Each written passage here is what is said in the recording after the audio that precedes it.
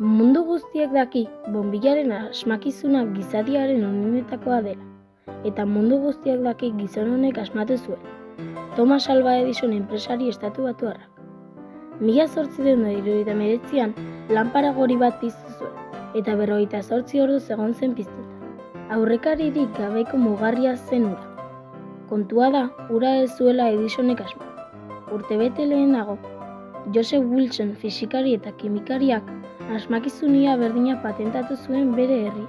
Eta 5 urte lehenago, 1874an Henry Woodward Kanadarrak patenten bulegoan sartu zen asmakizun iraultzaile bat erregistratzeko, lanpara goria. Eta ez da hau guztia. 1855an Heinrich Goebel Alemaniarrak bonbilla patentatu zuen. Eta ez ziren bakarrak izan. Matthew Evans Kanadarrak, Jess Woodman Eskoziarrak, Warren de la Rue Britaniarrak eta William Sawyer estatubatuarrak ere patentatu zuten bonbilla.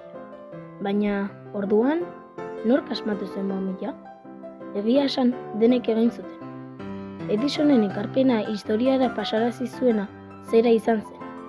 Berak bihurtu zuela tresna bidegarri bat. Aurreko bonbillen argizpiak minutu batzuk baino ez zuten iraun, ordu batzuk gehienez. Hori ezin zen sartu, eta Edison batez ere enpresaburua zen. 1879an lehen erakustaldea egin eta hilabete batzuk geroago, Edisonek etengailu bat sakatu zuen, 53 bonbilladun areto oso bat argiztatzeko. Lanpara goria prest egon etxeetan eta lantegietan sartzeko. Mundua betiko aldatu zen.